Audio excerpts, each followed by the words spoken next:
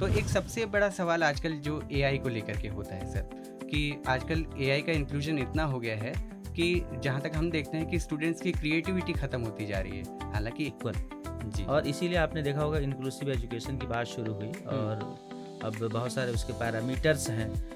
तो मैं ये जानना चाहूँगा, एक दृष्टि दिव्यांग व्यक्ति, क्योंकि हमारा स्पेशली जो इंस्टीट्यूट है वो डेडिकेटेड है, तो वो उस किस तरीके से आगे बढ़ सकता है इस फील्ड में, थोड़ा उसके बारे में बताइएगा सर। मैं उनसे एक चीज़ कहना चाहता हूँ कि हमें कभी किसी से कोई तुलना नहीं करनी चाहिए। ईश्वर ने हमको बना के भेजा, हम अपने आप में यूनिक हैं। और एजुकेशन साइकोलॉजी भी बात करती है इंडिविजुअल डिफरेंसेस की। बिल्कुल। और दूसरी चीज़ क्या है कि एआई का एडिक्ट होना वास्तव में क्रिएटिविटी को जब इफेक्ट करेगा। राजा दशरथ के बारे में पूरी जो परंपरा रही है, उस परंपरा के बारे में आपने सुना है कि प्राण जाहि पर वचन न जाए, कि मेरे लिए मेरी मातृभूमि और मेरी माँ ये स्वर्ग से भी बढ़कर है। हमारे वेदों में लिखा गया, आ नो भद्राः क्रतवो यन्तु विश्वतः, let noble thought comes from everywhere. पूरा ज्ञान जो है ना, इन 3 पक्षों में बटा हुआ है। ये जीवन है, इस जीवन का यही है, यही है, यही है रंग रूप। क्या बात है सर, बहुत खूबसूरत गाना है। Thank you. और पर्सनली मैं भी किशोर दा को बहुत पसंद करता हूँ सर वैसे। हेलो लिसनर्स, स्वागत है आपका एक बार फिर से 91.2 NIVH हेलो दून पर, और मैं हूं आपके साथ आपका रेडियो दोस्त आरजे तौसीफ। और दोस्तों, आज हमारे साथ एक ऐसे शख्सियत मौजूद हैं जो न सिर्फ एक शिक्षाविद हैं, और बल्कि श्री सुमन देव यूनिवर्सिटी गोपेश्वर में एक प्राध्यापक के पद पे भी कार्य कर रहे हैं। तो आइए सबसे पहले जानते हैं सर से उनके ही बारे में। जी सर, सबसे पहले तो बहुत बहुत स्वागत है आपका। धन्यवाद, धन्यवाद तौफीक। जी सर, सबसे पहले हम आपके बारे में जानना चाहेंगे। मेरा नाम प्रोफेसर अमित कुमार जायसवाल है और मैं श्री देव सुमन उत्तराखंड विश्वविद्यालय का परिसर गोपेश्वर है, उसमें मैं बीए डिपार्टमेंट में प्रोफेसर और हेड हूँ। पिछले 22 वर्षों से एजुकेशन और हायर एजुकेशन और रिसर्च की फील्ड में काम कर रहा हूँ। टीचर्स ट्रेनिंग प्रोग्राम का हिस्सा रहा हूँ। और जो हमारा इंटीरियर पार्ट है उत्तराखंड का, उसके रिमोट डिस्ट्रिक्ट जो चमोली है, जी। उसमें विद्यार्थियों के फ्यूचर के लिए और सोसाइटी के लिए कैसे एक बेहतर विद्यार्थी वो बन सकते हैं, कैसे एक बेहतर शिक्षक बन सकते हैं, उसके लिए हम कोशिश कर रहे हैं। जी सर, जैसे कि आपने बताया कि आप प्रोफेसर हैं और ख़ास करके जो बीएड जो बच्चे कर रहे हैं उनके लिए आप काम कर रहे हैं। तो हमारे संस्थान में भी बीएड और डीएड की पढ़ाई होती है। तो मैं ये जानना चाहूँगा, एक दृष्टि दिव्यांग व्यक्ति, क्योंकि हमारा स्पेशली जो इंस्टीट्यूट है वो डेडिकेटेड है, तो वो उस किस तरीके से आगे बढ़ सकता है इस फील्ड में, थोड़ा उसके बारे में बताइएगा सर। देखिए, NIVH एक नेशनल लेवल का इंस्टीट्यूशन है जो कि विजुअल हैंडीकैप या विजुअल इम्पेयर्ड के फील्ड में काम कर रहा है और आप लोग अच्छा ट्रेनिंग प्रोग्राम आप लोग कर रहे हैं। मैं आपको ही देख करके कह सकता हूँ कि यहाँ किस तरीके से जो हमारे विजुअली इम्पेयर्ड हैं या दृष्टिबाधित जो हमारे विद्यार्थी हैं, उनके फ्यूचर के लिए कितना कंसर्न है ये इंस्टीट्यूशन। और यहाँ से पास आउट होकर के जो विद्यार्थी निकल रहे हैं वो भी सोसाइटी की फील्ड में अच्छा काम कर रहे हैं। जी। और दिव्यांग, आपने देखा होगा कि भारत सरकार ने पहले, जिसे हम स्पेशल नीड्स के नाम से, चाइल्ड विथ स्पेशल नीड्स के नाम से हम लोग नाम देते थे, बिल्कुल। उसे दिव्यांग का नाम इसीलिए दिया गया है कि every individual, every human being is equal. जी। और इसीलिए आपने देखा होगा इंक्लूसिव एजुकेशन की बात शुरू हुई और अब बहुत सारे उसके पैरामीटर्स हैं। आपने देखा होगा एसेसिबल गाइडलाइंस जो है हर इंस्टीट्यूशंस के लिए निर्धारित की गई हैं कि कैसे इंस्टीट्यूशंस को हर स्टूडेंट्स के लिए एसेसिबल बनाना ज़रूरी है। बिल्कुल। और ये इस बात की तरफ इंगित करता है कि हिंदुस्तान का मोटो क्या है कि हम सभी विद्यार्थी को बिना किसी रुकावट के, बिना किसी बाधा के, जी। जो कि इसे माना गया है कि जैसे हम कहते हैं कि जो हमारी इंडियन स्क्रिप्चर में, इंडियन माइथोलॉजी में हम कहते हैं कि हर इंसान के अंदर एक दिव्य पदार्थ है जो कि ईश्वर का स्वरूप है। तो इसलिए हमारी या भारत सरकार की ये जिम्मेवारी बनती है कि हर एक इंडिविजुअल को बिना किसी रुकावट के उसको मेन स्ट्रीम एजुकेशन प्रोवाइड करें। इसीलिए इंक्लूसिव एजुकेशन की बात कर रहे हैं। और उसी के तहत जो है ये जो हमारे दृष्टिबाधित हैं विद्यार्थी, उनके लिए भी सरकार प्रयास कर रही है और NIVH उसमें एक बेहतर कार्य कर रहा है। जी। बिल्कुल सर, आपने बहुत अच्छी बात कही, इंक्लूसिविटी की बात करी, तो हमारे संस्थान में भी पहले जो दृष्टिबाधित विद्यार्थियों के लिए था, दृष्टि दिव्यांग विद्यार्थियों के लिए था, अभी और भी कई सारी इसमें डिसेबिलिटीज़ इंक्लूड की जा रही हैं। तो सर, जैसे कि एक और चीज़ भी है कि श्री देव सुमन जो यूनिवर्सिटी जहाँ पे आप कार्यरत हैं, हमारे यहाँ के जो विद्यार्थी हैं, उसी यूनिवर्सिटी के थ्रू मतलब जो है अपनी डिग्री हासिल करते हैं। तो उसका क्या प्रोसेस रहता है सर? थोड़ा-सा अगर ब्रीफ में बता दें तो? देखिए, यूनिवर्सिटी एफ़िलिएशन का कार्य करती है, संबद्धता का कार्य करती है और एफ़िलिएशन के साथ-साथ जो कोर्स स्ट्रक्चर को रिवैल्यूएशन के पार्ट पे बेसिकली यूनिवर्सिटी काम करती है। हुँ, हुँ। और उसके अलावा जो मैक्सिमम उसके एग्जीक्यूशन का पार्ट है वो इंस्टीट्यूशन करता है। हुँ, हुँ। सो श्री देव सुमन यूनिवर्सिटी से एफ़िलिएटेड आपकी ये संस्था है और श्री देव सुमन यूनिवर्सिटी कैंपस यूनिवर्सिटी के लिए जी। ये एक बहुत मतलब अच्छी बात है कि एक नेशनल इंस्टीट्यूशन हुँ। क्योंकि यूनिवर्सिटी तो हमारी स्टेट की यूनिवर्सिटी है बिल्कुल, और बिल्कुल। उस स्टेट यूनिवर्सिटी का पार्ट एक हमारा जो नेशनल इंस्टीट्यूशन है और नेशन वाइड जिसकी परिधि है, जी, जी। तो उसके जो विद्यार्थी हैं उनमें जो चलने वाला स्पेशल एजुकेशन का कोर्स है, हुँ। वो उसका एफिलिएशन है और वो मॉनिटरिंग उसको कर रही है। तो it's a great part for our university. और जैसा हमने कहा कि हुँ, हुँ। विश्वविद्यालय एनआईवीएच में चलने वाले कोर्स के लिए जी। पूरी तरीके से मदद करने के लिए हमेशा तैयार रहती है और आगे भी तैयार रहेगी। तो ये विश्वविद्यालय इस तरह से एनआईवीएच के लिए हेल्प कर रहा है। बिल्कुल सर। सर, जैसे कि हम अभी पढ़ाई के लिए बात कर रहे हैं कि जैसे आपकी यूनिवर्सिटी हमारे इंस्टीट्यूट के साथ मिलकर के काम कर रही है। तो एक सबसे बड़ा सवाल आजकल जो एआई को लेकर के होता है सर, कि आजकल एआई का इंक्लूज़न इतना हो गया है कि जहाँ तक हम देखते हैं कि स्टूडेंट्स की क्रिएटिविटी ख़त्म होती जा रही है। हालाँकि एआई से काफ़ी चीज़ों में आसानी भी होती है, पर सबसे जो एक बेसिक चीज़ होती है क्रिएटिविटी, वो ख़त्म होती जा रही है। उसके बारे में आप क्या कहना चाहेंगे सर? बहुत ही महत्वपूर्ण प्रश्न आपने रखा है और मुझे खुशी होगी कि मैं इसमें कुछ अपना इनपुट रख सकूं। जी। देखिए, आर्टिफिशियल इंटेलिजेंस एक एल्गोरिदम पे काम करता है हुँ, हुँ। और उस एल्गोरिदम का जो नेचर है वो ये है कि उसके पास जो भी डेटा ऑलरेडी मौजूद है, हुँ, हुँ। एआई उसी पे रिस्पॉन्ड करता है। जी। तो इसलिए एआई के लिए ये ज़रूरी है, अगर एआई को बेहतर तरीके से काम करना है तो जो हुँ। एक्सपर्ट्स हैं, जो सब्जेक्ट एक्सपर्ट्स हैं, जो अलग-अलग डिसिप्लिन के एक्सपर्ट्स हैं, जी। वो डेटा एआई को प्रोवाइड करें। हुँ, तो हुँ। इसलिए उन्हें अभी उसमें काम करना है, एक तो महत्वपूर्ण पक्ष ये है। अदरवाइज़ एआई उन्हीं पक्षों पर काम करेगा जिसके पास उसके पास डेटा है। बिल्कुल, बिल्कुल। और अगर डेटा नहीं है तो वहाँ वो फिर अपना मतलब मुँह बंद कर लेगा एआई, बिल्कुल सर, ठीक है? उसकी समझ तो हाँ, होती नहीं इसीलिए आप बिल्कुल, देखें एआई की अपनी कोई समझ तो है नहीं। जैसे हम बिल्कुल। कंप्यूटर कहते हैं, कंप्यूटर इडियट होता है, उसको जब कोई इंसान चलाता है, देखता है तभी वो फिर काम करता है। बिल्कुल सर। तो हाँ, ये बात अलग है जिस प्रश्न की ओर आपने इशारा किया कि हुँ, हुँ। क्रिएटिविटी धीरे-धीरे वो किल हो रही है स्टूडेंट्स की। जी। क्रिटिकल थिंकिंग जो है स्टूडेंट्स की जो नहीं बढ़ रही है। हुँ, क्योंकि अगर हम एआई का रेगुलर यूज़ करते रहेंगे और बिना सोच समझ के हम एआई का यूज़ करेंगे कि हुँ, कहाँ हुँ। हमें करना और कहाँ नहीं करना है, हुँ, हुँ। तो निश्चित रूप से हमारी डाइवर्जेंट थिंकिंग जो है वो धीरे-धीरे समाप्त होती जाएगी और हम कन्वर्जेंट थिंकिंग की ओर बढ़ने लगेंगे। ठीक उसी तरीके से जैसे हम किसी कहीं से एक बना हुआ रास्ता है और उस रास्ते को अगर सब कोई फॉलो करने लगते हैं, हुँ, तो हुँ। कभी अगर उस रास्ते पे कोई संकट आता है, तो जी। हम किसी वैकल्पिक मार्ग हमारे पास नहीं होता, तो हम दूसरे रास्ते से चल कर के अपनी मंजिल की ओर नहीं पहुँच पाते। बिल्कुल। और दूसरी चीज़ क्या है कि एआई का एडिक्ट होना वास्तव में क्रिएटिविटी को जब अफ़ेक्ट करेगा, हुँ, हुँ।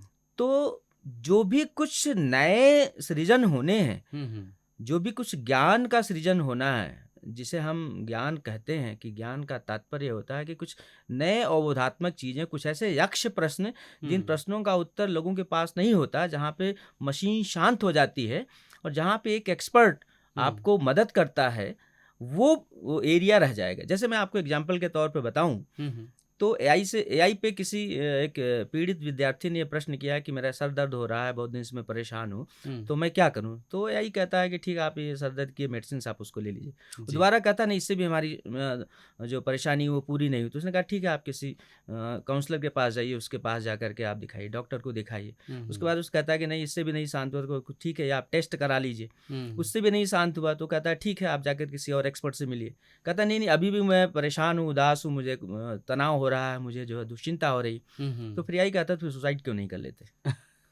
सो दिस इज द रिजल्ट। जी, जी। और जबकि यही एक टीचर के सामने अगर विद्यार्थी जाता है तो टीचर उसे दवा भी देता है, टीचर उसे और क्योर जो हो सकते हैं वो बताता है, उसके बैकग्राउंड में जाता है, पूछता है कि भाई कल क्या हुआ था, नींद तो नहीं आई थी हुँ, हुँ। प्रॉपर, ठीक है, कोई परेशानी तो नहीं है।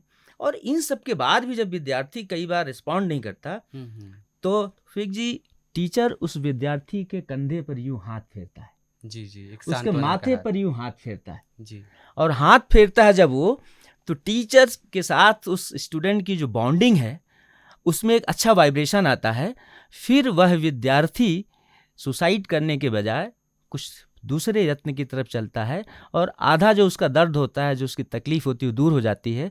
और तब टीचर उसके लिए एक राह टार्च बेरर के रूप में सामने आता है। जी। तो this is the beauty of our classroom setting, our classroom interaction या टीचिंग लर्निंग प्रोसेस। जी। बिल्कुल सही बात कही सर आपने, और सबसे बड़ी बात जैसे अभी आपने मेरे सिर पे हाथ रखा, तो एक आत्मीयता का बोध होता है सर।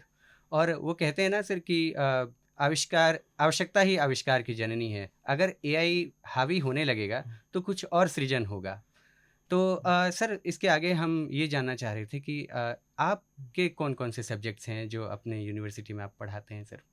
देखिए बीएड जो प्रोग्राम है, बीएड प्रोग्राम तो चूंकि टीचर्स के ट्रेनिंग का पार्ट है और उससे हम टीचर्स तैयार करते हैं, जी। तो उसमें सोसाइटी में घटित होने वाली सभी चीज़ें जो हैं हुँ, उसका पार्ट है। जैसे हम सोशियोलॉजी ऑफ एजुकेशन पढ़ाते हैं, हुँ, फिलोसफी ऑफ एजुकेशन पढ़ाते हैं, हम हिस्ट्री ऑफ हुँ, एजुकेशन पढ़ाते हैं, हम मेजरमेंट इवोल्यूशन पढ़ाते हैं, हम लैंग्वेज पढ़ाते हैं, लैंग्वेज अक्रॉस दी करिकुलम, हम सस्टेनेबल डेवलपमेंट भी पढ़ाते हैं, हम रिसर्चर्स भी पढ़ाते हैं, आप समझ गए, जी, जी। हम टेक्नोलॉजी भी पढ़ाते हैं। हम ये सारे पार्ट्स की ओर चर्चा करते हैं अपने क्लासरूम में। लेकिन हुँ, बेसिकली मैं जिस पे बात करता हूँ वो भाषा पे बात करता हूँ हुँ, विद्यार्थियों से। हुँ, और हुँ, उसके साथ साथ में जो इंडियन नॉलेज सिस्टम है, जो भारतीय ज्ञान परंपरा है, हुँ, या हुँ, जो हमारी शिक्षा प्रणाली है, हम उस शिक्षा प्रणाली पे बात करते हैं। और हुँ, वैल्यू सिस्टम पे बात करते हैं कि जो हमारे एजुकेशन सिस्टम में जो हमारा वैल्यू सिस्टम है हुँ, हुँ, वो हुँ, कैसे इनकलकेट हो और हुँ, विद्यार्थियों को सॉफ्ट स्किल्स की कैसे ट्रेनिंग दी जाए हुँ। जिससे उनका सस्टेनेबल डेवलपमेंट हो पाए। जी। तो जैसे सर भारतीय ज्ञान परंपरा से जुड़ी हुई एक बात और है कि अभी उत्तराखंड सरकार ने भारतीय ज्ञान परंपरा को रिवाइव करने की तरफ कदम बढ़ाया है। तो इस विषय में आपका क्या सोचना है? या आपकी यूनिवर्सिटी का अगर हम बात करें तो किस तरीके से सहयोग करती हैं वो इस बारे में? देखिए भारतीय ज्ञान परंपरा पे बात करना ये बहुत ही महत्वपूर्ण है क्योंकि नेशनल एजुकेशन पॉलिसी 2020 का एक की कंटेंट है जो कि इंडियन नॉलेज सिस्टम है और हुँ, लैंग्वेज हुँ। भी है। जी। और भारतीय ज्ञान परंपरा इसलिए ज़रूरी है क्योंकि भारतीयों की जो जीवन पद्धति रही है हुँ, हुँ। वो जीवन पद्धति ऐसी रही है जो कि भोग की पद्धति नहीं रही है, विलासिता की पद्धति नहीं रही, बल्कि वो त्याग की पद्धति रही है, वो समग्र की पद्धति रही है। जी। आप देखिए तो हम बात करते हैं कि अयम निजः परो वेति गणना लघुचेत साम उदार चरिता नाम तो वसुधैव कुटुम्बकम। बिल्कुल सर। भारतवर्ष की ये पद्धति है कि हमारे लिए अपना पराया कुछ नहीं है। वो कहता है कि यहाँ कोई अपना नहीं है, ये मेरा सब अपने हैं, यहाँ मेरा कोई पराया नहीं है, हुँ, क्योंकि हम हुँ। पूरी पृथ्वी को ही ये हमारा जो हमारा संसार है, अपना हमारा परिवार परिवार मानते है। हैं, अपनी जी। अपनी फैमिली मानते हैं। और दूसरी तरफ आप बहुत सारे उदाहरण भारतीय हुँ, जो शिक्षा पद्धति है उसमें या भारतीय ज्ञान परंपरा में या इतिहास में पाएंगे हुँ। कि लोगों ने अपने देश को बचाने के लिए कितना बड़ा त्याग किया है। बिल्कुल। आपने पन्ना धाय का नाम सुना होगा जो कि एक दाई थी, जी, जी। दासी थी, और उसने जो है एक परिवार को बचाने के लिए अपने पुत्र चंदन का तुरंत बलिदान कर दिया था। उसे पता था कि ये थोड़ी देर बाद ये किल हो जाएगा, मारा जाएगा, लेकिन उसके बावजूद वह बिस्तर पर राजा को नवजात छोटे राजा को उठा करके ले जाती है, राजकुमार को, उसको बचाती और अपने बच्चे को रख जाती। जी, जी। आपने महाराणा प्रताप के बारे में सुना होगा, ठीक है, आपने बुद्ध के बारे में सुना होगा, आपने तमाम ऐसे रैदास के बारे में आपने सुना, तमाम ऐसे लोगों के बारे में आपने सुना होगा, हरिश्चंद्र के बारे में आपने सुना होगा, बिल्कुल सर। राजा दशरथ के बारे में पूरी जो परंपरा रही है उस परंपरा के बारे में आपने सुना है कि प्राण जाए पर वचन न जाए। जी। तो हमारे देश की ये परंपरा रही। एक चीज़ की ओर और मैं आपको आपका ध्यान आकृष्ट कराऊंगा और हमारे विद्यार्थियों तक वो बात ले जाना चाहूँगा। ज़रूर सर। आपको अगर रामचरितमानस पढ़े हो या रामायण का प्रसंग याद हो तो रामचंद्र जी जब लंका जीत लेते हैं हुँ, हुँ। और रावण की मृत्यु हो जाती है तो विभीषण को पूरी सत्ता लौट के आने लगते हैं, जी। अयोध्या वापस आने लगते हैं। इसीलिए आपको पता होगा कि वो दशहरा के बाद बिल्कुल, जो है बिल्कुल। रावण जब मरता है तो दशहरा मनाया जाता है और जब हम वापसी करते हैं तो दिवाली मनाई दीपोत्सव जाती है। मनाते तो लक्ष्मण कहते हैं जब राम विभीषण को सत्ता सौंप के लंका सोने की जो थी उसको सौंप के आने लगते हैं तो लक्ष्मण कहते हैं कि भैया आप सोने की लंका यूं ही छोड़ के चले आ रहे हो, इतना हमने 14 वर्ष का वनवास किया, इसको जीता, इतनी मशक्कतें, इतनी मुसीबतें झेली।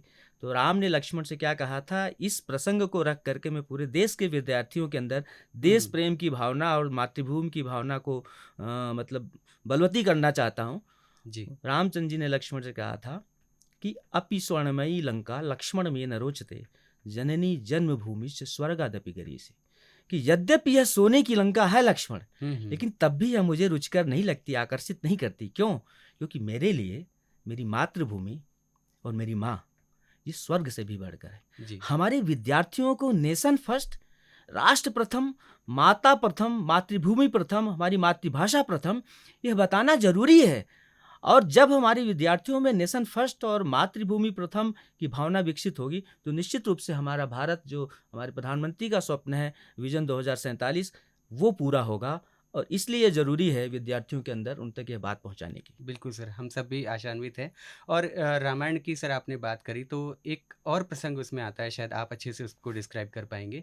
जब रावण की मतलब वो प्राण त्यागने वाले होते हैं, तो राम उनको लक्ष्मण को उनके पास भेजते हैं कि आप उनसे सीख शिक्षा के ग्रहण आइए करिए। कुछ। जी, यस, मैं आपकी बात समझ गया। जी, और यह भी जो इस प्रसंग की ओर इशारा कर रहे हैं, मैं उसको समझ गया।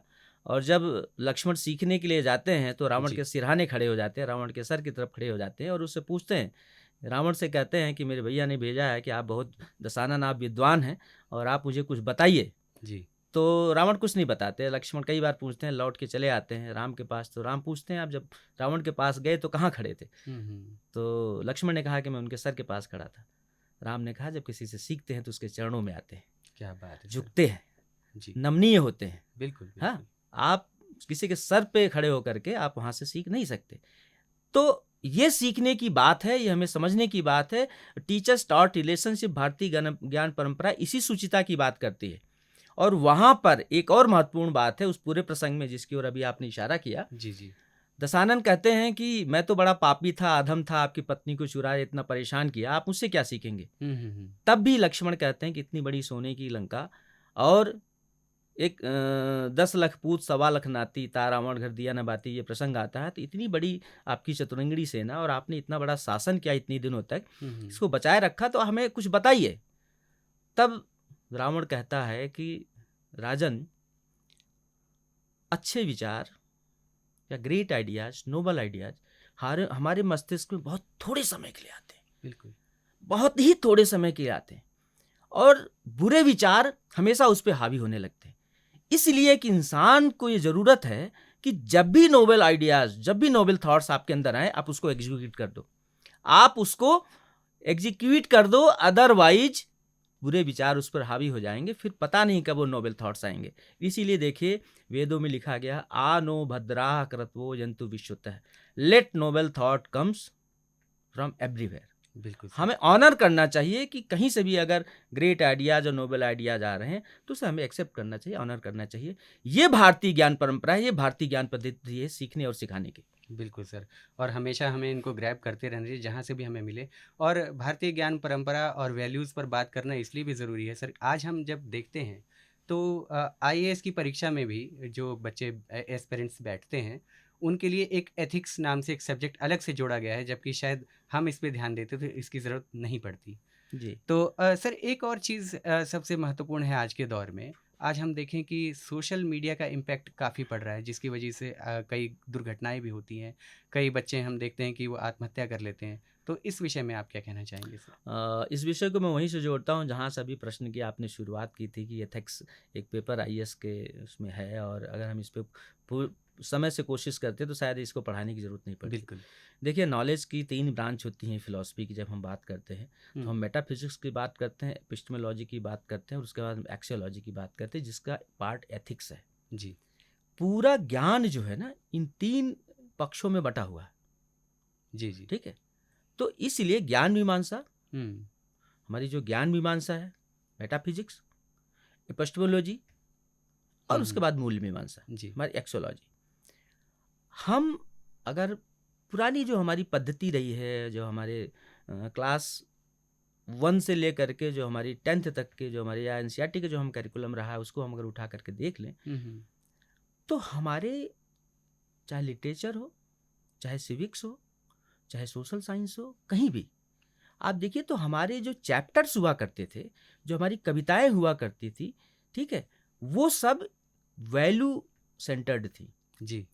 जैसे एक छोटी सी कविता थी, उठो लाल अब आंखें खोलो, पानी लाई हूँ मुख बोलो, चिड़िया चहक रही है पेड़ों पर, इस तरीके से कुछ था। जी, जी, ये हम मैंने भी वीरों पढ़ी है की सर कविता। हम झांसी की रानी के माध्यम से, हम वीरों की पूजा के माध्यम से कि थाल सजाकर चले पूजने कहाँ प्रात ही मत वाले, हुँ, हम पुष्प की अभिलाषा के माध्यम से हम पूरे देश को ये बताना चाहते हैं कि एक पुष्प, ह्यूमन बीइंग को तो छोड़ दीजिए, जी, एक फ्लावर की क्या इच्छा है, उसकी क्या अभिलाषा है। बिल्कुल। वो कहता है, पुष्प की अभिलाषा में क्या लिखा हुआ है आप देखिए कि मुझे तोड़ लेना, मैं अंतिम लाइन की ओर चल रहा हूँ। हुँ, शुरू की लाइन तो है, चाह नहीं मैं सुरबाला के गहनों में गूथा जाऊं, चाह नहीं प्रेमी माला में विध प्यारी को ललचाऊं।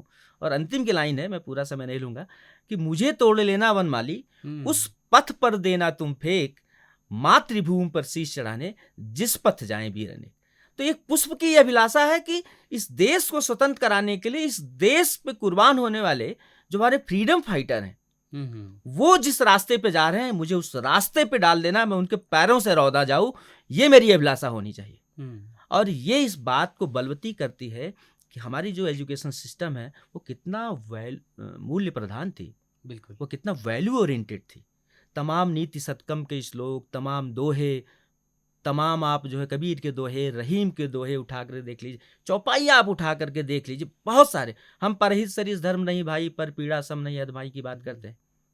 हम यावत जीवे सुखम जीवेत ऋणम कृत्वा घृतम पिबेत की बात करते हैं। हुँ, भारतीय दर्शन की परंपरा में सबसे जो निचले स्तर का दर्शन है, उसे हम चार्वाक दर्शन के रूप में जानते हैं, लोकायत दर्शन के रूप में जानते हैं। जी, वह दर्शन भी हमारी शरीर सौष्ठव की बात करता है।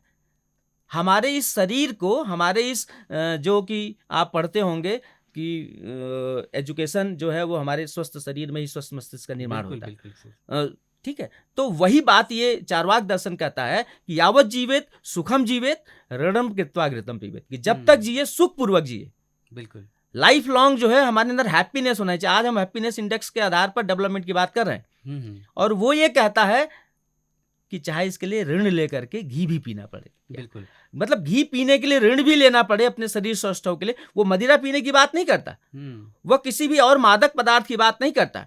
और इसी को आप learning the treasure with in में यूनेस्को ने बात की थी, जो जोमटीन में थाईलैंड में हमारा जो प्रोग्राम हुआ था, नेशनल वाइड जो सबमिशन हुआ था, जी, वहाँ भी हम 4 पिलर की बात करते हैं। Learning to know, learning to do, learning to know, learning to do, learning to be and learning to live together. हुँ, ये जो टुगेदरनेस की भावना है, लर्निंग किसके लिए हो? जिससे हमारे अंदर टुगेदरनेस की भावना हो। ये टुगेदरनेस क्या है?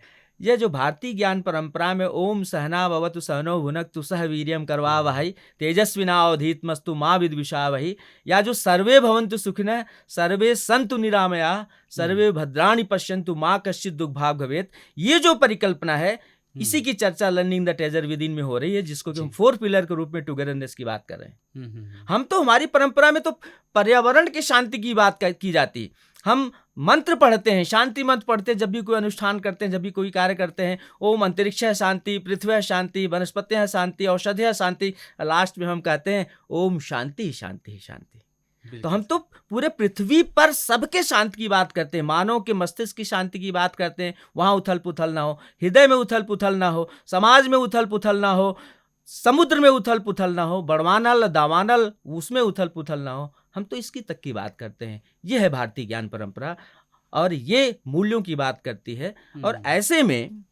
ऐसे में जो सोशल मीडिया है, सोशल मीडिया का जो एडॉप्टेशन है, हुँ, विद्यार्थी जिस तरीके से उसको अडाप्ट कर रहे हैं, जिस तरीके से एडिक्ट हो रहे हैं, जी, ये जी, वास्तव में बहुत ही सोचनीय विषय है। और इसके पीछे रीजन क्या है? एकल परिवार है। लोगों ने उत्तर आधुनिकता की दौड़ में, या पोस्ट मॉडर्निज्म जो हमारे ऊपर हावी हो रहा है, हुँ, बिना सोचे समझे, भारतीय जीवन पद्धति में एक चीज ये भी थी कि क्रिटिकल थिंकिंग थी, जी, सुचिता थी। हम हुँ, कोई भी कार्य करते थे, अब दोहे पढ़े कहे गए कि बिना विचारे जो करे सो पाछे पछता है। हुँ, अभी हम क्या करते हैं, सोशल मीडिया में आप देखिए क्या है, कहीं से एक मैसेज आया, हम उसको तुरंत फॉरवर्ड कर दिए, बिना जाने समझे कि whether it is valid or invalid, जी, जी, whether it is good or bad. हमारी भारतीय ज्ञान की परंपरा में करणीय और अकरणीय, शुभ और अशुभ की परंपरा थी, कि क्या करना है और क्या नहीं करना है। बिल्कुल, सार्थक शब्द थे, निरर्थक शब्द थे। हुँ, हमें चूज करना है कि व्हाट इज सिग्निफिकेंट और व्हाट इज इनसिग्निफिकेंट। लेकिन अभी क्या स्थिति है कि जिस तरीके से पेरेंट्स हम्म, अपना समय विद्यार्थियों को, अपने बच्चों को नहीं दे पा रहे हैं, तो उनको गैजेट के हवाले कर रहे हैं। बिल्कुल। उस गैजेट के हवाले करने से उनके अंदर किस किस चीज़ें, क्या क्या चीज़ें डेवलप हो रही हैं, आप समझ सकते हैं कि सोशल मीडिया पे अवांछित चीज़ें भी बहुत कुछ आ रही हैं, बिल्कुल। जो हमारे मनोमस्तिष्क पर प्रभाव डालती हैं, जो विद्यार्थियों के मनोमस्तिष्क के प्रभाव में डालती हैं। जब हम वॉच नहीं कर रहे हैं, जब हम उनका केयर नहीं कर रहे हैं, जब हम ऑब्जर्व नहीं कर रहे हैं रोज़ अपने विद्यार्थियों को, तो हम्म, निश्चित रूप से क्या होगा कि विद्यार्थी कहीं न कहीं उसकी गिरफ्त में आ सकते हैं। इसीलिए आपने देखा होगा कि हम्म, तमाम तरीके के जो गेम्स होते हैं, उन गेम्स में आप देखिए धीरे-धीरे लेवल क्रॉस करने के चक्कर में विद्यार्थी सुसाइड तक कर लेते हैं, विद्यार्थी किसी और स्ट्रीम में जाते हैं। तो बिल्कुल। There are so many examples who damage our students, वो जो गेम्स में होता है उसको अपने रियल लाइफ समझने लगते अपना हैं। रियल लाइफ समझने लगते हैं। तो जी। इसके लिए ज़रूरी है कि हमारे जो घरों का परिवेश है वो बेहतर हो। हम्म, पेरेंट्स अपने जो भी उनका लीजर टाइम है उनमें से कुछ समय निकालें, अपने विद्यार्थियों को दें। नहीं तो धीरे-धीरे अभी देखिए तो बुजुर्गों के लिए, पेरेंट्स के लिए शेल्टर हाउस बने हैं। बिल्कुल। धीरे-धीरे बिज़नेस ग्रुप में स्टार्ट होने वाला है। मैं ये देख रहा हूँ, मुझे बहुत चिंता हो रही है, मुझे बहुत दुश्चिंता हो रही है कि इस देश में आखिर हो क्या रहा है? जहाँ घरों में सम्मान के रूप में बुजुर्ग रहता था, वहाँ अब बुजुर्गों को उनके बच्चे सिर्फ़ विदेशों में नौकरी करने के लिए, पैसा कमाने के लिए हम्म, उन्होंने उनका केयर करना बंद कर दिया, उनकी देखभाल करनी बंद कर दी। अब वो शेल्टर हाउस में रह रहे हैं। जी। ये भारतीय परंपरा नहीं है, भारतीय ज्ञान की पद्धति नहीं है, ये भारतीय ज्ञान वैभव नहीं रहा। हम्म, इससे क्या हासिल होगा? आप समष्टि से व्यष्टि की ओर बढ़ रहे हैं, ये अच्छी बात नहीं है। हम वसुधैव कुटुंबकम से हम एकल परिवार की ओर बढ़ रहे हैं, फिर एकल परिवार से फिर आपने देखा होगा लिव इन रिलेशनशिप शुरू हुआ, फिर आपने देखा होगा डाइवोर्स का कल्चर शुरू हुआ। ये सब क्या है? ये भारतीय ज्ञान की पद्धति नहीं है। बिल्कुल, बिल्कुल इससे क्या होगा? समाज विकृत होगा। इससे आपने देखा होगा भी एपिस्टीन फाइल की चर्चा हो रही है। हम्म, व्हाट इज दिस? हिंदुस्तान में आप ऐसी कल्पना नहीं कर सकते। क्या हम भोग और विलासता की संस्कृति की ओर बढ़ते बढ़ते या अर्थलोलुपता की संस्कृति की ओर बढ़ते बढ़ते क्या हम इस कदर इतने नीचे स्तर तक गिर गए हैं कि हम 10-12 वर्ष की आयु की विद्यार्थियों के साथ हम इस तरीके से घिनौना हरकत करें? हॉकिंस का नाम आया है, आप सोचिए जरा। बिल्कुल। ये बहुत ही विचारणीय प्रश्न है। इसलिए जो भारतीय ज्ञान की सुचिता रही है, जो भारतीय, इसीलिए 4 आश्रम बताए गए हैं। आप बताइए, जी। भारतीय ज्ञान की परंपरा में आप देखिए 4 आश्रम बताए गए। ब्रह्मचर्य आश्रम बताया गया आपको गृहस्थ आश्रम, वानप्रस्थ आश्रम और उसके बाद संन्यास आश्रम। पूरे आयु के वय को पूरी इन 4 चीजों में बांटा गया है। इसीलिए हमारे कर्म बताए गए, इसीलिए कर्म और पुनर्जन्म बताए गए।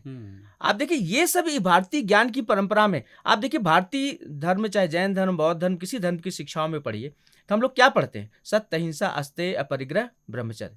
बिल्कुल। इन 5 चीजों का पालन करना। और ये अपरिग्रह क्या बताता है? अपरिग्रह ये बताता है, जो दोहा है कि साईं इतना दीजिए जामे कुटुंब समाए, मैं भी भूखा ना रहूं, साधु ना भूखा जाए। पैसे की आवश्यकता कितनी है और हम इतने करोड़ की प्रॉपर्टी, इतने बिलियन बनने की ओर हम सब कुछ छोड़ते जा रहे हैं अपने पीछे। It's not good, it's not fair for any civilize society. बिल्कुल सर, कितनी खूबसूरत बात कही सर। हालांकि आपने एक ही बात में काफ़ी सारी बातें कह दी, लेकिन सबसे बड़ी बात, जो पेरेंट्स अपने बच्चों को समय नहीं दे पा रहे हैं, जिसकी वजह से वो गैजेट्स की तरफ आते जा रहे हैं और अपने मूल्य और अपने एथिक्स से उनका कटाव होता जा रहा है। बहुत खूबसूरत बात कही सर आपने। और सर थोड़ा सा हम आपकी निजी ज़िंदगी पर आना चाहेंगे। आप किस तरीके की मतलब हॉबीज़ वगैरह हैं, थोड़ा सा उस पर बताइएगा सर।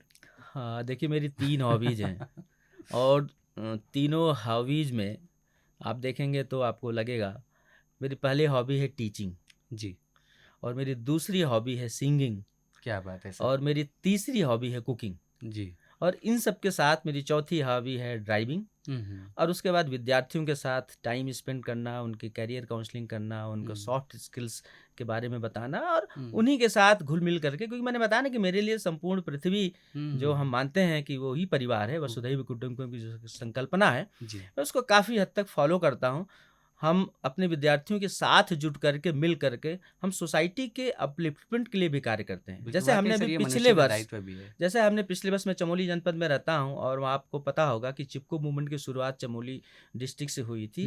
जोशीमठ के पास आप एक रैणी गांव है जहाँ गौरा देवी ने शुरुआत की थी अपने साथ कुछ महिलाओं को लेकर के, और वो सभी निरक्षर महिलाएं थी जिन्होंने जब पेड़ों को काटा जा रहा था उन्होंने उसको पेड़ों को अपने गले से लगा लिया था, चिपका लिया था, इसीलिए वो चिपको मूवमेंट के नाम से शुरू हुआ। और बाद में उसमें चंडी प्रसाद भट्ट, सुंदरलाल बगुड़ा, सब लोगों ने अलग तरीके से काम किया और बहुत सारे नाम हैं। बिल्कुल। तो अभी चिपको मूवमेंट की 50वीं जयंती थी पिछले साल।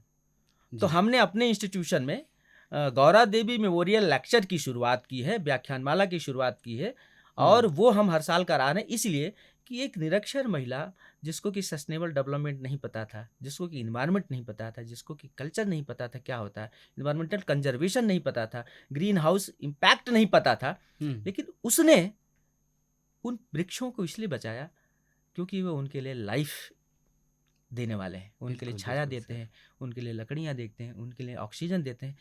ये इतनी बड़ी बात एक निरक्षर महिला जब समझ सकती है, तो क्यों हम पढ़े लिखे लोग नहीं समझ पा रहे हैं और धीरे-धीरे हमारे वृक्ष कटते जा रहे हैं, जो हमारा फॉरेस्ट का अनुपात है वो धीरे-धीरे घटता क्यों जा रहा है, जबकि हम इतना प्लांटेशन कर रहे हैं, कागज़ों में और डेटा में दिख रहा है कि हम इतना प्लांटेशन कर रहे हैं।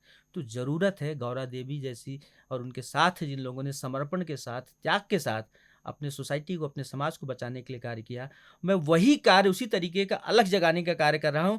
अपने साथ जो हमारे वॉलंटियर्स हैं, हमने उसमें वॉलंटियर्स बनाए हैं जिसमें 200 से ज़्यादा वॉलंटियर्स हैं।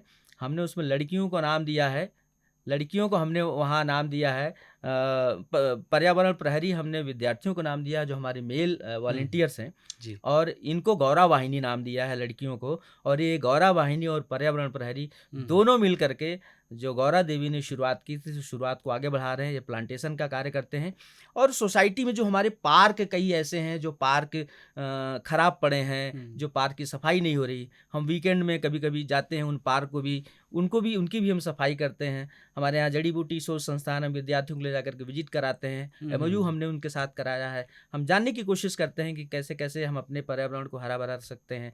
कैसे कौन से प्लांट्स ऐसे हैं जिनमें मेडिसिनल वैल्यू ज़्यादा हैं, हम जी। उनको कैसे प्रिज़र्व करें और कैसे हम उनका सेवन करें।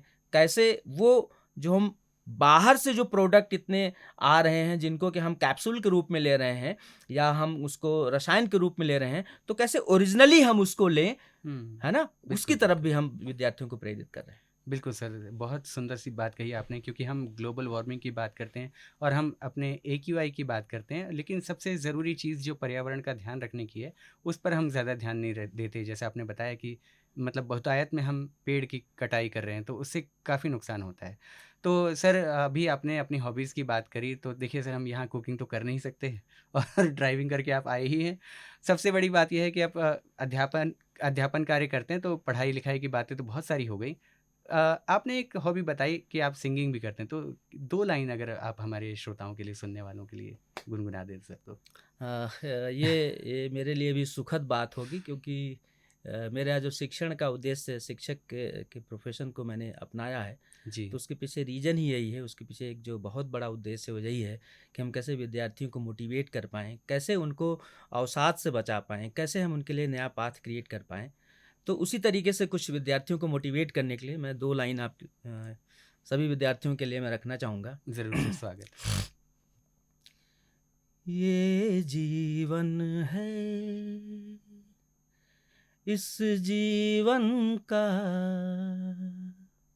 यही है, यही है, यही है रंग रूप। थोड़े गम हैं, थोड़ी खुशियाँ, थोड़े गम हैं, थोड़ी खुशियाँ, यही है, यही है, यही है छाँव धूप, ये जीवन है। ये न सोचो इसमें अपनी हार है कि जीत है, उसे अपना लो जो भी जीवन की रीत है। ये जिद छोड़ो, मुँह ना मोड़ो, हर पल एक दर्पण है, ये जीवन है, इस जीवन का यही है, यही है, यही है रंग रूप। थोड़े गम हैं, थोड़ी खुशियाँ, यही है, यही है, यही है छाँव धूप। क्या बात है सर, बहुत खूबसूरत गाना है। Thank you. और पर्सनली मैं भी किशोर दा को बहुत पसंद करता हूँ सर वैसे। जी, तो सर कुछ और जो हमारे श्रोताओं के साथ आप साझा करना चाहें, जो हमारी तरफ से रह गया हो, स्किप हो गया हो? मैं सभी श्रोताओं को और विद्यार्थियों को, जितने भी लर्नर्स हैं या युवा पीढ़ी है, मैं उनसे एक चीज़ कहना चाहता हूँ कि हमें कभी किसी से कोई तुलना नहीं करनी चाहिए। ईश्वर ने हमको बना के भेजा, हम अपने आप में यूनिक हैं। और एजुकेशन साइकोलॉजी भी बात करती है इंडिविजुअल डिफरेंसेस की। बिल्कुल। तो हमें कभी भी किसी से तुलना नहीं करनी है, और हमारा न किसी से कोई होड़ है, न किसी से कोई ओढ़ है। हर इंडिविजुअल अपने आप में अद्वितीय है, यूनिक है। हमें अपनी कैपेबिलिटीज़ पे भरोसा रखना है और हुँ, कभी गिव अप नहीं करना है। बिल्कुल। नेवर, कभी गिव अप नहीं करना है। दुनिया की कोई भी ऐसी परेशानी नहीं है, दुनिया की कोई भी ऐसी बाधा नहीं है, हुँ, दुनिया की कोई भी ऐसी रुकावट नहीं है जो हमारे जीवन को संकट में डाले। तो इसलिए मैं विद्यार्थियों से कहना चाहता हूँ, युवा पीढ़ी से कहना चाहता हूँ कि आप जुझारू बनिए, लड़ना सीखिए, अपने आप विल पावर को स्ट्रॉन्ग करिए, कभी गिव अप मत करिए। मैं आपको एग्जांपल देता हूँ कि 2020 में मेरा एक मेजर एक्सीडेंट हुआ था, जिस मेजर एक्सीडेंट में मेरी बॉडी में, यहाँ आप समझ सकते हैं कि मेरी गाड़ी को हिट कर दिया था बस ने, हुँ, हुँ। और मेरी 12 रिब्स टूट गई थी। ओह! सो मेरी सैड बॉडी में सर। स्प्लीन नहीं है, मेरी बॉडी से में स्प्लीन गायब हो गया, रिब्स में फट के वो रिवाइव नहीं हो पाई और बॉडी से स्प्लीन अलग करना पड़ा। मेरा राइट पैर मुड़ता नहीं है पूरा, 90 डिग्री किसी तरीके से मुड़ पाता है। मैं ज़मीन पे नहीं बैठ पाता, मुझे टॉयलेट के लिए कमोड यूज़ करना पड़ता है। हुँ, और मैं साल भर तक परेशान रहा, मेरे 3, 4, 5 ऑपरेशन हुए। लेकिन उसके बावजूद आज भी मैं 1000 किलोमीटर ट्रैवल करता हूँ, पहाड़ों के दुर्गम से दुर्गम रास्ते पे चलता हूँ। कभी भी मेरे लिए यह परेशानियाँ मेरे चलने में, मेरे काम करने में, कभी मैंने इसको आड़े नहीं आने दिया। मैं हमेशा विद्यार्थियों को इसको उदाहरण के तौर पे, एग्ज़ाम्पल के तौर पे रखता हूँ। इसलिए हमें ब्रेव बनना है। हुँ, हमारे देश में त्याग, बहादुरी, ये सब चीज़ें हमारी कुछ पहचान हुआ करती हैं। हमारे रगों में जो खून बहता है, उनमें एक रस है, वीर रस है। तो उस भावना से ओत-प्रोत होकर के हमको कंट्री के लिए काम करना है, क्योंकि हमें मानव जन्म मिला है। तो इस 64 लाख योनियों में अगर हम मानते हैं, तो बहुत कुछ अच्छे कर्म किए होंगे पिछले जन्मों में, तो हमें ये मानव जन्म मिला है, जिसको कि पाने के लिए देवता भी तरसते हैं। तो इसलिए हमें इसकी सार्थकता को सिद्ध करना है और सोसाइटी में एक अच्छे नागरिक के तौर पर बन करके और अपने समाज को बेहतर बनाने के लिए सिविल सोसाइटी में अपना कहीं न कहीं रोल अदा करना है, जिससे हमारा कंट्री फर्स्ट हो, जिससे हमारा विश्व में हमारी महारत हासिल हो, हम शीर्षस्थ हों, हम शीर्ष पर हों। बिल्कुल सर। वाक़ई सर, इतनी बाधाएँ होने के बावजूद भी आपने मतलब इतनी मेहनत की और ये यहाँ भी आए और लगातार मेहनत कर भी रहे हैं और सोसाइटी को उन्नत बनाने का प्रयास कर रहे हैं। तो सर मतलब आपके जज़्बे को सलाम है सर। और लास्ट में सर चलते-चलते जो बच्चे अभी एग्ज़ाम देने वाले हैं, क्योंकि अभी बच्चों के एग्ज़ाम्स भी शुरू होने वाले हैं, ख़ास करके बोर्ड के एग्ज़ाम या यूनिवर्सिटी के एग्ज़ाम्स भी। उन बच्चों के लिए क्या कहना चाहेंगे? क्योंकि उन बच्चों में काफ़ी सारे तो हमें सुन भी रहे होंगे हमारे यूट्यूब के माध्यम से। विद्यार्थियों के लिए मैं कहना चाहता हूँ कि परीक्षा का तात्पर्य होता है परीक्षा, जो दूसरे की इच्छा पर होता है। तो इसलिए हमें अपना कार्य करना है, क्योंकि गीता में भी कहा गया है कि हमें कर्म करना है, फल की चिंता नहीं करनी है।